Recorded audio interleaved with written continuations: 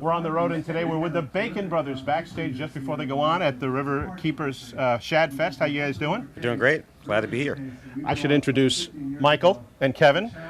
Michael, you've been doing a lot of music for PBS. You just did something for the Bush Senior the other day, I heard, right? Yeah, it was a 4-hour show on, we call him Bush 41. You don't want to make that mistake, right?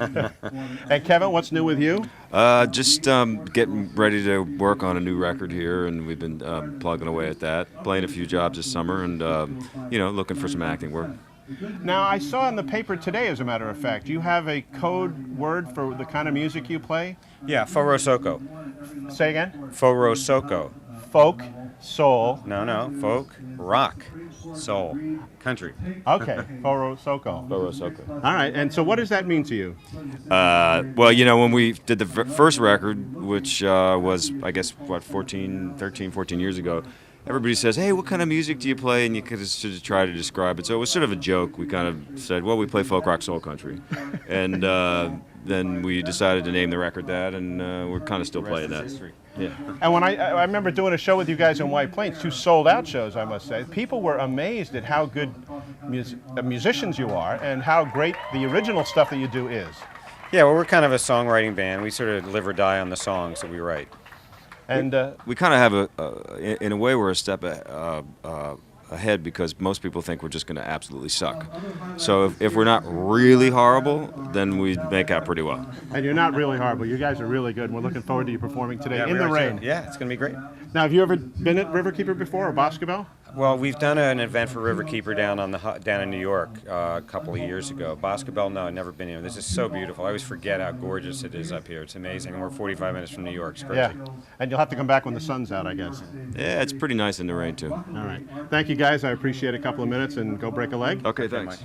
Here at Riverkeeper, one of the guys who shows up every year is former Ranger Mike Richter. How are you, sir? Very well, very well. Well, the weather isn't cooperating too much today, but other than that, it seems like a great event. No, it's a great event every year here. It's just stunning. I think people who appreciate the Hudson and some of the stats they hear just come in out and see it, though. I mean, this particular location is about as pretty as it gets, so pretty fortunate. All right, so I got to ask you, last year when we spoke to you here, you were talking about maybe running for Congress someday from Connecticut, that kind of thing. Any further update a year later?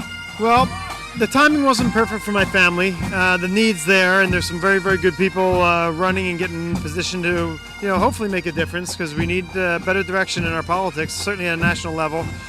I'm now working for a private equity firm downtown. It's called Environmental Capital Partners, and 5 of us got together, and we strictly fund environmental projects. So we give capital to processes and products that move us towards sustainability. So I'm really proud of that, and I'm learning an awful lot.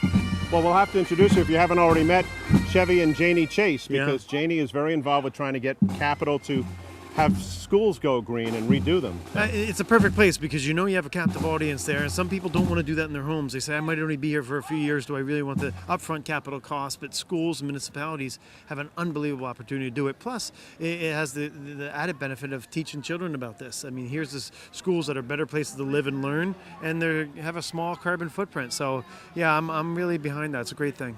Your buddy, number 9, Adam Graves. Great man, great man. He's still talking about them retiring his number next season as if it's only a possibility. He doesn't want to believe it or something. Yeah, well, I think they put an ultimatum out there. Adam, you behave yourself for the next 300 days and we'll do it. No, he's such a deserving guy, and Adam could get his jersey retired, not just for what he's done on the ice, but as you see, what he's done off the ice. I mean, people always talk about, he's a good player, he's as good of a person as he is player. That really applies to Adam Graves. He's a really special guy, and having that type of character in your locker room is why you win championships. All right, and thank you always for a few minutes, and we appreciate it. Thanks for having me. Join us for Mike Bennett on the Road every Tuesday and Friday night at 6 on Channel 6, Time Warner in the Hudson Valley. And for highlights, go to MikeOnTheRoad.com.